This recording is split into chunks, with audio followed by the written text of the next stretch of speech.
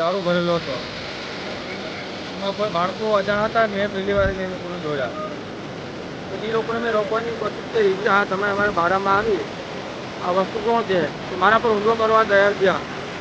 મારા પર એક મોટી બાટ મારી. એ 10-15-20 વ્યક્તિ હતા.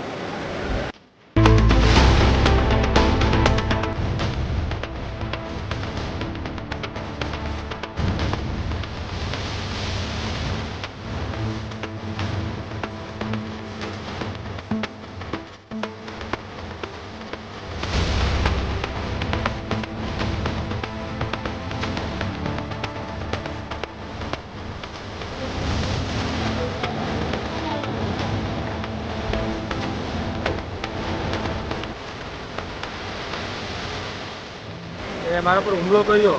પછી એ ગાડીના નંબર લીધા. એ ગાડીનો કાચ મેં તોડ નાખ્યો. મારા પર હુમલો થયો તો મારે બી એના માટે લાકડો લઈને એ ગાડીના કાચ તોડ્યા.